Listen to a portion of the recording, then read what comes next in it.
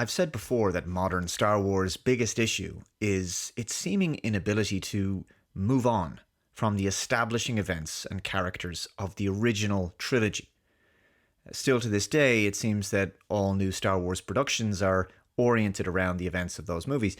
This is the reason there's been so many prequel TV shows, and of course even the sequel trilogy essentially tried to emulate the narrative structure of the original films, rehashing stuff, bringing back legacy characters, and even resurrecting Palpatine. Somehow. Of course, those films were mostly very disappointing. The writers and producers of Star Wars have focused mainly on trying to capitalize on nostalgia for the old movies and sentimentality, rather than moving forward and charting a new legacy, a new course, and departing from the endless recycling of past events. Of course, Star Wars is not the only franchise guilty of this. Right? It's not the only franchise guilty of being stuck in the past and producing endless prequels recently. I mean, just look at Star Trek.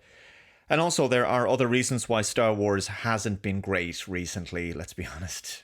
It's not just unoriginality, but the girl bossing hasn't exactly done the franchise any favours. So, where to next for Star Wars? Well, it appears it's back to the big screen once again in a story set after the events of Rise of Skywalker. Whatever happened to that proposed Rey movie, incidentally? Well, let's hope that never happens anyway. Not hearing so much about that now. But this article is from StarWars.com, the horse's mouth, as it were. Lucasfilm announces casting for Star Wars StarFighter.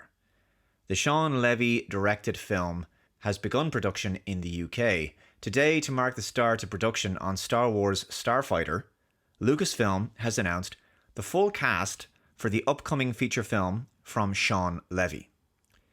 Joining the previously announced Ryan Gosling, the film stars Flynn Gray, Matt Smith, Mia Goth, Aaron Pierre, Simon Bird, Jamal Westman, Daniel Ings, and Amy Adams. Star Wars Starfighter is an all-new standalone adventure. The film, which has begun production, is an entirely original story set in a period of time never before explored in Star Wars. That's a good thing. That's a positive already. Starfighter will be released theatrically May 28th, 2027. And we have one image from the set so far. It's this black and white image. Interesting title, Starfighter. Immediately, it got me thinking of the 1984 sci-fi movie The Last Starfighter, starring Lance Guest. Obviously, no connection there. Of course, in this context, it's possible the title has some connection to the 2001 video game of the same name, Star Wars Starfighter. Maybe. Perhaps it's some reinterpretation of that. The game was released for Xbox, PlayStation, and Windows PC way back in the day. That game took place during the events of the prequel trilogy, but this film will obviously take place after the sequel trilogy. Now, this film was announced back in April of this year, and I get the sense that this might be a pivot away from the Mary Sue type stuff we've gotten in the sequel trilogy and a move towards recapturing a lot of the male audience the franchise has lost in recent years. That is one of Disney's objectives. As much as I think it would be nice to see the franchise innovate, it is important for it to move forward chronologically.